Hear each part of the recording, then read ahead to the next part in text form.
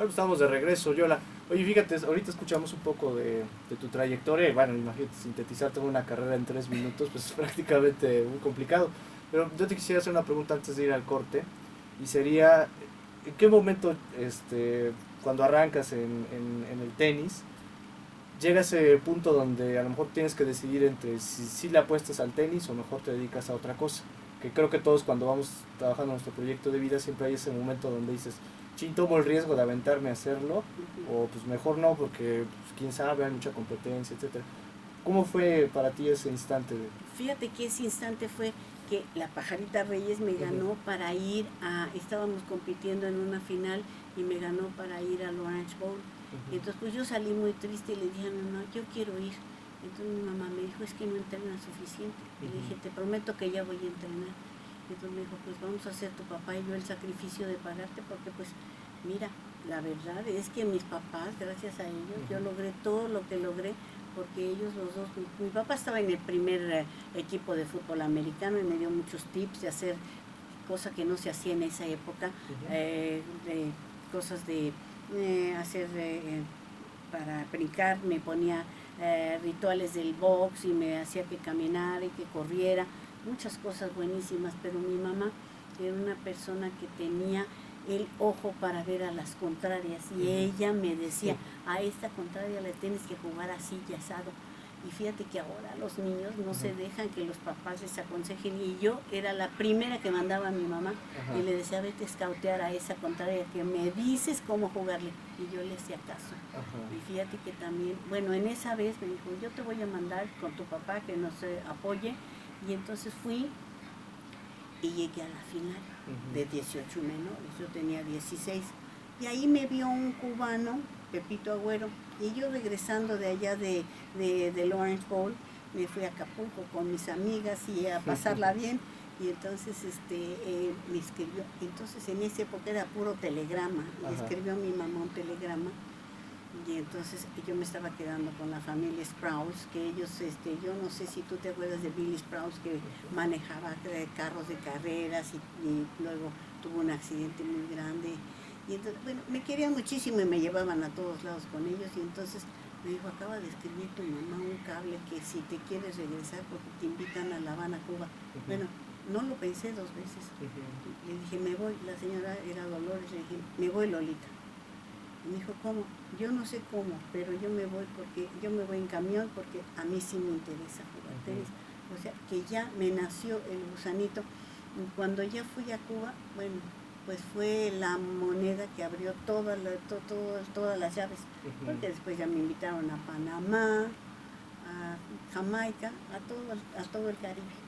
Todo muy bien. Fíjate, arrancando ya prácticamente la entrevista, vamos a nuestro primer corte y regresamos ya para entrar de lleno a tu trayectoria.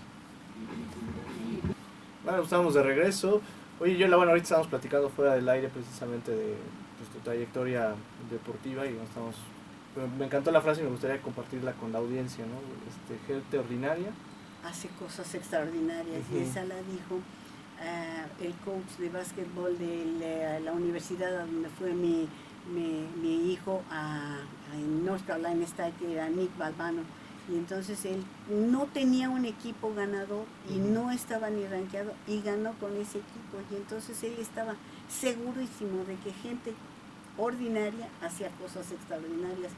Y al meterme eso en la mente, también tú te tienes que programar, tú tienes que decir, yo puedo, yo valgo, yo puedo hacerlo, pero trabajar, porque ahora no quieren trabajar. Y el deporte cada vez, tú sabes, en natación, en básquet, en fútbol, todo se tiene que trabajar. Y ahora más que antes, ¿verdad? Porque todas las cosas han cambiado, raquetas, los tenis, las pelotas, tienes que tener mejor cosa física, exactamente. ¿Cuál fue la clave de Yola Ramírez para ser una triunfadora en ese entonces? Pues, ¿cuál fue la clave? Que me gustaba mucho jugar, que me encantaba practicar, que yo saliendo de la escuela me iba todos los días. Entonces en esa época no había sedón, estaba yo en el Deportivo Chapultepec y tenía a un muchacho que él barría las canchas de bádminton todas las tardes, y en las mañanas era profesor, y a veces había sido atajador, y él me esperaba todas las tardes y él decía que lo dejaba muerto porque él almorzaba a las 11 o 12, me esperaba para que yo jugara con él y de ahí se iba a trabajar. Nunca le fallé y todo el mundo me decía, vámonos al café, vámonos al taco. Y a mí lo que más me importaba era jugar tenis. Y me acuerdo que mi esposo estaba en una hilera con todos los compañeros, con Pancho Contreras, con muchos compañeros, y de todos decían, mira, ahí va a venir Yola. Y Yola va a llegar y nos va a saludar y ella se va a pasar. Hola, les decía a todos, y yo decía, a la salida, ahí van a estar. Y así era. Yo iba, entrenaba y a la salida, ya, vente a tomar una Coca-Cola. Entonces aceptaba la Coca-Cola. Pero yo, terminando la escuela, me iba a entrenar. Entonces era como que yo ya estaba con una estrella que Dios me mandó y que yo ya estaba predestinada a jugar tenis. Es lo que te apasiona, ¿no? Es lo que me apasiona hasta la fecha. Oye, ¿cuál fue el partido más complicado de tu carrera? Que recuerdes que, hijo, este partido sí estuvo... Bueno, yo creo que el más complicado fue cuando le gané en cancha central a Billie Jean King, en esa época Billie Jean Moffitt. Y fíjate que entonces se jugaba en Wimbledon, Ladies Day era el martes, entonces me pusieron, era yo ya la sembrada número 5 y ella era apenas campeona juvenil de Estados Unidos. Y entonces muchos amigos me dijeron, no le vas a ganar, ella tiene el juego exacto que te molesta a ti, ella saca y se sube a la red. Pues me fui a verla jugar y en efecto tenía un juego que me molestaba y nos tocaba el martes. Y entonces, como todo mundo sabía que los organizadores sabían que iba a ser un buen partido, nos pusieron el último partido en cancha central. Imagínate, esperar todo el lunes, esperar todo el martes, y llega y me dice, no vamos a poder jugar porque ya oscureció. Bueno, le dije, por favor, como yo era la sembrada, por favor, pónganme mañana, miércoles, temprano, el primer partido. Y me contestaron, no, yo la gente que trabaja quieren verlas. Pues en la torre, pues. Ahí vamos. Y empezamos y le gané, a Dios gracias, el primer set, pero difícil, porque pues ella era una muy buena jugadora, y el segundo set ella me barrió. Y entonces que vemos que va entrando pasito a pasito el director técnico del torneo. Y entonces dice, ya no pueden jugar, y eran como las 9:15 de la noche, y entonces ella, pues que me estaba ganando, dice, no, como no, sí se tiene que poder jugar. Entonces le dijeron, no, porque ya el pasto se volteó. Yo ni sabía eso de que el pasto, y me dijeron, ya está muy húmedo. Nada, yo agarré mis cosas, ay, muchas gracias, ay, mañana nos vemos. Y entonces fíjate que, te voy a contar, Manuel Santana, que fue campeón de Wimbledon y de Roland Garros y de Estados Unidos, él fue la única persona que como amigo, él se quedó a esperarme para llevarme a merendar. Fíjate que ya eran pues a merendar, no a cenar, eran como las 10 de la noche y no había nadie que me acompañara. Y él me llevó, y en toda la cena nunca me dijo, debes de jugar así, nada. Ya me llevó, y ya cuando me acompañó en metro, ¿verdad? Ya bajamos, y entonces me dijo, mañana fíjate muy bien lo que te voy a decir. Él era un jugadorazo. Ella te saca siempre a tu derecha, del lado derecho, y tú se la tratas de meter al revés. Ella te volea a tu revés y tú ya no llegas, porque en el pasto tienes que ser muy rápido. Y entonces él me dijo, tú ya no llegas. Como sea, como puedas tú, crúzala a la derecha, que ella entonces volea y abre la cara de la raqueta. Entonces ya tú vas a poder llegar, porque ya va la bola un poquito más lenta, en vez de arriba, ¿verdad? De arriba para abajo, va así, ¿verdad? Sí. Y tú ya llegas y la pasas como un chino, me dijo. Bueno, pues la pasé. Y entonces la otra persona que me dijo cuando iba a entrar a la cancha, me dijo, tú vas a sacar. Y era el que nos hacía los vestidos. Y en aquella época pues nos daban 8 vestidos, 7, ahora les dan miles de vestidos y les pagan por usarlos.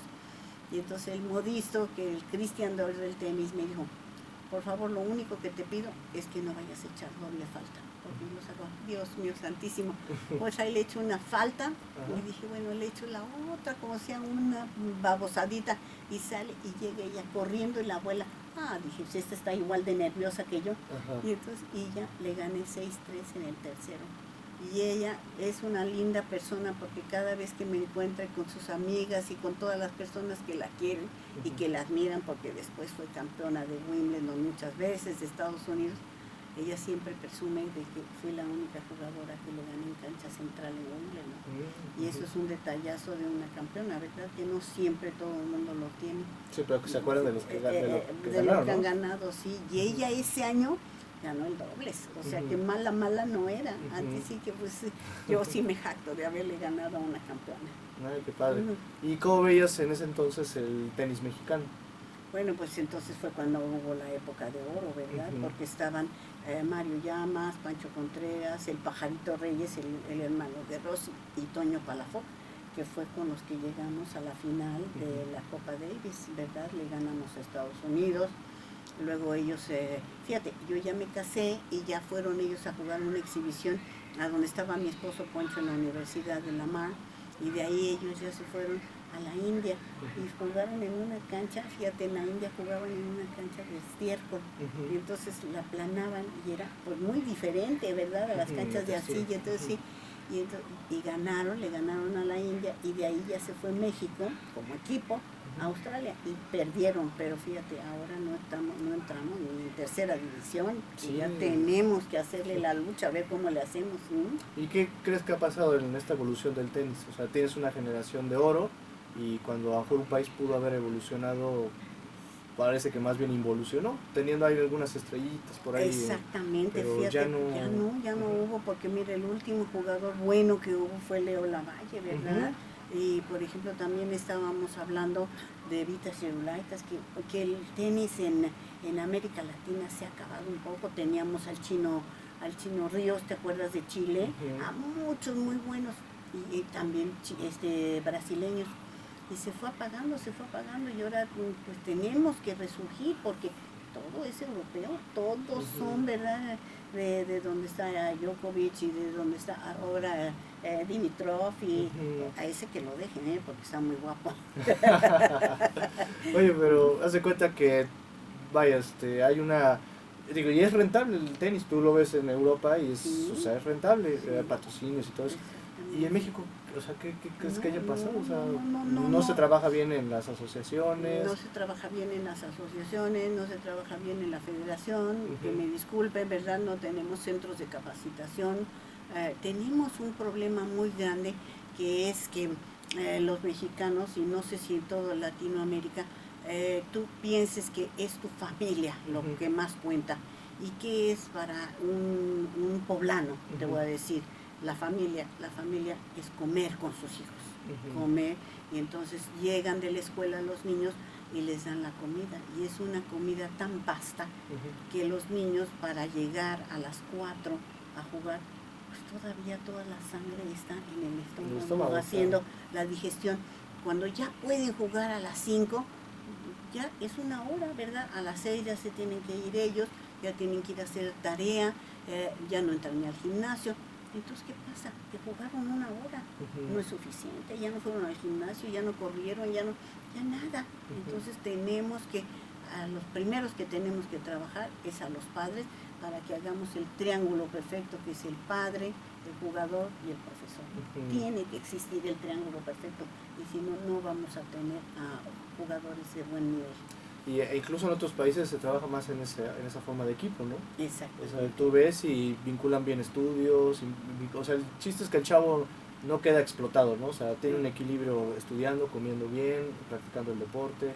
Ya ni van a la escuela, ¿verdad? Ya por medio de la computadora hacen sus trabajos, ¿verdad? Porque se levantan y lo primero que hacen es trabajar en la cancha, ¿verdad? Corriendo, trabajando, regresan a los cuartos, se ponen a trabajar en lo de la escuela, comen un lunch y a trabajar. Desde la 1 de la tarde empiezan a trabajar en todos estos campamentos que hay en Florida, que hay en Texas, y pues eso sí, ojalá que pudiéramos lograr que tuviéramos patrocinadores, ¿no? Oye, ¿cuál es la edad ideal para detectar a un tenista? O sea, si tiene futuro y le tiene que dedicar su vida a esto. Pues yo creo que ahora desde los 13 años. Desde los 13 años ya se detecta quién va a ser bueno. Entonces prácticamente tienes que hacer un proyecto, pues cuando va entrando a la secundaria es cuando ya tendrías que hacer ese triángulo, ¿no? Exactamente, y que los papás pues te los dejaran, ¿verdad? Porque pues tú también les tienes que decir que se van a ir, y que se van a ir sin ellos. Pues también en la gimnasia olímpica se usa eso, ¿verdad? Y que ya se van las niñas y se las llevan. En Europa lo hacen muchísimo, ¿verdad? Lo tendríamos que hacer. Tenemos que tener ahora, por ejemplo, Lorena la de golf, ya tenía Ochoa, muchos, pues Lorena Ochoa ya tenía muchos patrocinadores para el golf, así tenemos que desarrollar a alguna persona que sea bueno en tenis para que tengamos patrocinios. Y Lorena vaya y sin mucho carisma, ¿eh? O sea, de repente es talentosa y los patrocinadores creen en ella y la apuestan, ¿no? Sí, Ahora imagínate si llega un tenista con carisma, sí. o sea, tendría que haber ese apoyo, pero no se fijan mucho los patrocinadores por ahí, ¿no? Sí, pero fíjate que Lorena estudió en Estados Unidos, pero sí tenía carisma, era una muchacha muy linda, la traté poco, pero sí muy linda y la gente la quería. Ok, bueno, vamos a un corte y regresando seguimos platicando de esto.